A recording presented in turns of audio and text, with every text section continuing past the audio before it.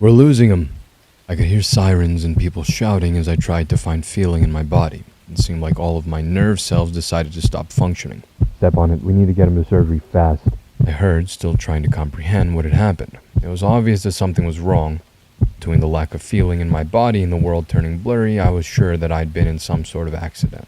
As I began an attempt to search through my memories to understand what had happened, the blurry sights began to fade into nothingness. It felt as though I was sinking down a bottomless pond, and what I would perceive as reality became a circle that was slowly shrinking. Panic started to set in as my thoughts attempted to race, still stunned by whatever had gotten me to this point. Even so, the hole did not stop shrinking. My vision continued to shrink until I felt like I was miles away from my consciousness, until finally, everything went dark. Now, explaining what happened next is challenging. I had nothing. No body, no heart, no brain. I couldn't hyperventilate. I couldn't feel anxiety. I couldn't feel panic. But of course, this wasn't something that I exactly enjoyed. This ineffable experience continued on for what felt like both years and seconds until suddenly, I was standing again. How? I don't know. I looked for hands and feet but found nothing. I was sure I was standing, but I didn't know how. It didn't seem like I had any appendages, but I could feel softness under me, and a temperature that I couldn't consider warm or cold. Simply, I'd call it perfect. Actually, perfect could describe everything in the place I'd found myself in. Under me seemed to be what I could describe as cloud-like. Above, there was a whiteness that was more pure than anything I'd ever seen in my life. However, staring at it caused no pain to whatever sense organ I was using to see through. Looking around, it wasn't empty either. There were creatures. I don't know whether to call them large or average. My perception wasn't consistent. At times, they seemed like they were towering 10 to 15 feet high, and other times they would be no larger than a normal person you'd see anywhere. The creatures had no clothing. Actually, I don't know how to go about describing them. Although I wish I could say they were humanoid, that wouldn't be accurate, nor would it be accurate to say they had fur or scales. They simply existed outside the scope of my comprehension. They seemed to be communicating and radiating what I could only describe as peace. They all seemed content, like what I imagined an enlightened person would exude. Seeing all of this, I came to the only logical conclusion that my small, finite mind could find for this infinite space. I'd died and gone to heaven, this place of bliss and perfection. I'd assumed the other beings were angels. As my mind pondered whether I should be glad I got to heaven or whether I should be upset that I was dead, the beings noticed me. They didn't seem surprised, upset, or disconcerted, but my presence seemed to become known to them. Soon after, the ground beneath me started to lift, and when I say lifting, I don't mean something like you'd see at a concert where the musician is slowly raised up. No, I mean, I started going upwards at a speed that may as well be called teleportation. Once the movement ceased, I was confronted with another being, this one absolutely massive, giving off a sensation of absoluteness, a feeling of infinity. Another ineffable feeling that I could only assume can only be experienced on the edge of or after death.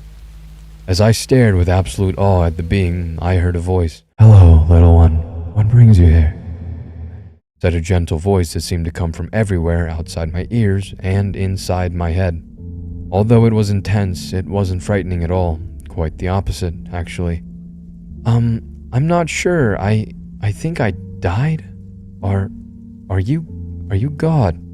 The cloudy ground seemed to appear once more along with my body. I didn't notice it come back, but suddenly I could see my arms and legs once more. Feeling my body, it seemed like everything was there in one piece. Looking up, I found that there was a man, dark in complexion, wearing the purest of white garments on his body. His hair was white and his face had wrinkles. He felt like a warm old man that you'd see feeding pigeons in a park.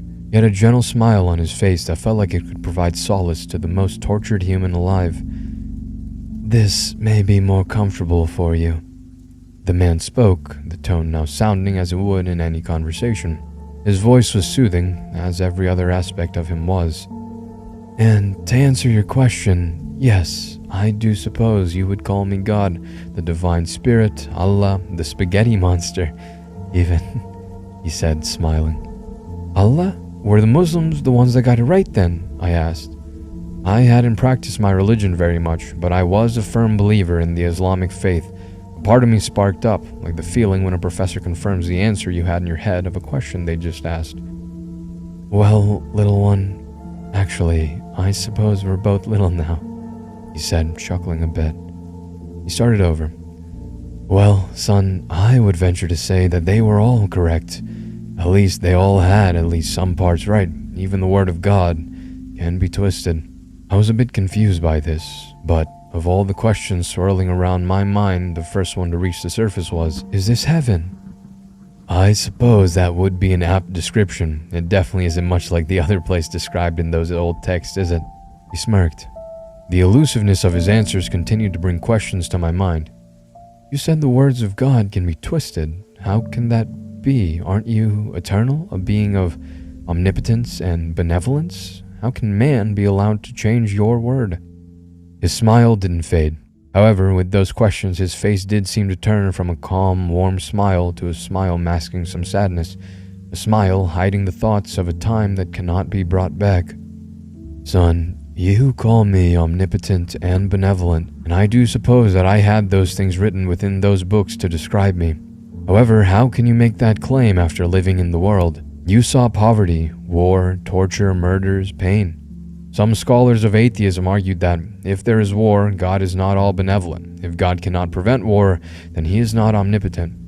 Although most religious people hand-wave this argument and claim that I merely have a plan for everyone and that everything would always end up right in the end, those atheists' argument is a valid one to consider, is it not? My confusion grew and unease began to creep into my stomach. "It sounds like you're trying to disprove yourself," I laughed nervously. "Well, you can see me right here, so disproving myself would be a bit challenging. Son, I suppose that I am, as you would say, omnipotent. Benevolent, well, that's a hard one. You see, my desires and intentions were always happiness for all of the beings I created. It began with the angels, who were indeed what you saw before I brought you here. They are content, satisfied. Creating them was lovely, and their joy is wonderful. However, their will is not as free as yours. Sure, it's not completely predetermined, but they don't have the same capacity to feel and experience that I bestowed upon you humans. Although my intentions were benevolent, the result of creating you wasn't what I'd intended. It's why I wrote and sent down so many messages. Although you've all gravitated into the main three factions of Judaism, Christianity, and Islam, each book was an attempt to guide you all on the right path, many attempts for everyone to be happy. Even those that didn't follow the books and went down the path of Taoism, Buddhism, or Hinduism, they found the underlying positivity, acceptance, and contentment that I folded into the universe when they became enlightened. I said my words could be twisted, as they can. Your free will allows you to take the things I've said and either interpret it in a way I never intended, or append things to it that I never said. This is why there are so many sects of Christianity, why they all have such radically different teachings and practices. I didn't make that many for variety, you know. I sent those teachings down trying to bring everyone happiness. The story of the first people, Adam and Eve, would teach something like honesty. The things I did for who you would call the prophets, such as splitting the ocean, they were meant to reinforce the belief of my teachings and simply prove my existence. If everyone believed in God, in me, and they believed they would be punished if they didn't behave quote-unquote properly, then they would follow the teachings. I even tried to start over with that flood at one point. I'm not sure if you ever notice, but if you look at most religions, the end story of most of them isn't to be a pious nut, although some people took that route. The moral of most of those books, at least the ones that haven't been so twisted, is simply to be decent. Don't do things that are bad for you and care about your fellow humans. I was bewildered, unaware how to process any of this. God was saying that he tried to give us happiness, to give everyone pleasure. Was he saying that our suffering is our fault? As though reading my mind, he continued, "I gave you free will. That is the hallmark of your human race. Although you can theorize and philosophize about not having free will and the predetermination of everything, even that is an act of free will. My omnipotence allowed me to give you that free will, to create not only a planet but an entire universe for all of you. Now, if I were to fix all of your problems, then your decisions would no longer be yours, and you would no longer have free will. I may be reasonably benevolent and omnipotent. However, using that omnipotence to destroy the entire reason that I created you lot in the first place didn't seem right. I could by force change your entire evolution, biology, and psychology to make everyone happy forever. However, that quite simply goes against the point of your all's existence. At this point, I didn't know whether or not my mind was racing or it was blank with shock. I was baffled and was at a complete loss for words, but I managed to stammer out the denial trying to protect my mind and my beliefs. Then, what about me? Didn't I make it here to heaven? Doesn't that mean that I'm good and evil actions are still judged? That means I'm good, right? Son, he said with a touch of empathy, as the once white sky became black and my entire life played out before me. I saw everything. Although I didn't make people laugh and smile, although I did help people, I saw the amount of pain and suffering I'd brought people in my life. I saw the amount of rage I caused. I saw every moment in my life that I hurt someone, either by accident, on impulse, or by choice. I knew I wasn't the best person. I tried to turn things around, and watching my life, I did make progress, but it was clear. If I watched this movie of my life and tallied up my positives and negatives, and then we got to the end, the moment that led me here. I wasn't caught in an accident. I caused it. It was late and I was driving home. I thought I was close enough that I could text a colleague back about a question they'd ask. There was a teenage girl. She was definitely injured, but this was a replay of my life. I just saw myself attempting to jerk the wheel, but running into a tree as the film stopped. I saw all of this in real time in what felt like both eternity and minutes. I slowly turned back to the figure of God. Why am I here? I choked out, as tears streamed down my face. Well, son, in all honesty, the whole burning and fire thing wasn't true.